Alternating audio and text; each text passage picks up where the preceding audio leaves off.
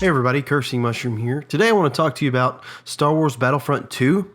Now, I'm going to just give you my thoughts, but I also want to give you some information so that way you can kind of get where I'm going with this, okay? So, I originally played Battlefront 1 when it came out, right?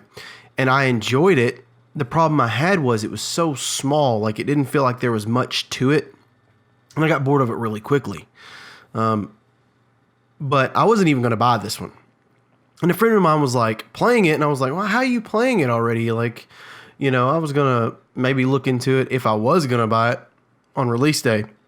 He's like, no, man. He's like, you can buy the deluxe package for $80 US, okay, and play it 3 days early. I was like, oh, man, that sounds awesome, but I don't really know anything about it, right? And he was telling me a lot of things that sounded good to me, and I was like, wow, they've really, built this up. And before that, I'd heard, and we talked about it earlier in the day about the whole thing on Reddit and how it's pay to play and stuff like that. I'm going to be honest with you guys. If any company or any game has a system where someone can pay to have the best character or whatever, I'll be honest with you, I do not care. And the reason I don't care is, one, that's bringing money into the company so that way we can get better, DLCs, better free DLCs, stuff like that. And I'm okay with it because of that, because the way I see it is, and me and him talked about it, skill is always going to outweigh no matter what you have. I'm sorry.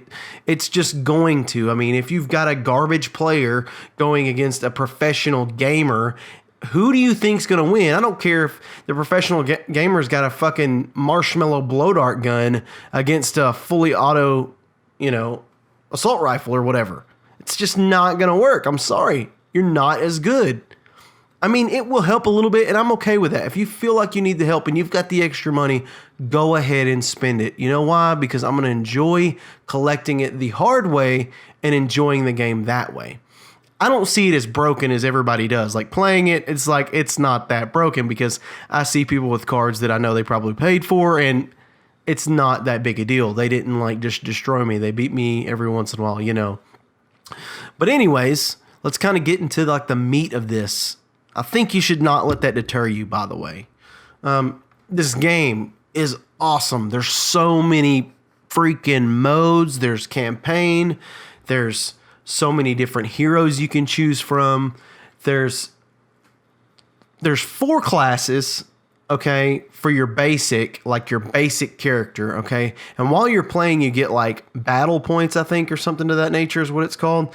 And what it does is, once you get enough points, you can actually load out with the better characters, the Enforcer, the Aerial, the Armor, blah, blah, blah, blah, so on and so forth.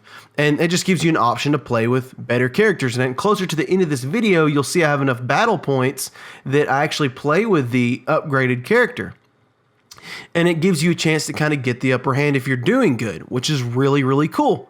But you got to watch out for it because they got special abilities, and the other team can use them just as well as you can. It's pretty freaking sweet, to be honest. And then you have this card system where pretty much you can pick 3 once you get to a certain level by obtaining cards. And you can have 3 either perks, like just, passive perks, or there's some that you can actually pick that change the actual abilities that your character loadout has, which is cool. I don't like that you can't change the way they look, but you play so many different types of people from Star Wars that it doesn't really matter. You change your look quite frequently. There's only 4 guns per class, but it isn't a huge problem to me because you can still level them up and get up to 3 extra attachments for it, I guess you could call it. And so that gives it variety. The biggest variety to me is the fact that you're always changing. There's 4 classes that you can pick from, not to mention the 2 that you can pick if you get the points required. And then you can get cards through playing to make your character how you want them. So you always are going towards something, which is really good. It's something a lot of games don't have anymore. But anyways, I really think this game is great. I was actually very surprised with it. Like I said, I wasn't going to even buy it. I was kind of I'm not sure with all the Reddit stuff, this and that. Do not let that deter you. You will miss a great game. And you want to jump on it soon before everybody starts getting these great cards and then you jump in and you're pretty much a squishy sponge, turd, whatever. But this game, guys, it is fun. And I'm going to be playing a lot of it. I'm not going to lie. I was very surprised with it. I didn't even play the beta because I was just like, same thing, you know. And then my buddy's telling me like, dude, you got to. He said, it's so much better than what you think. Because he knew I enjoyed the first one. But guys, I hope you enjoyed this video. I'm going to let the gameplay roll. You'll see that I change my class here in a second. And it's pretty sweet, to be honest with you.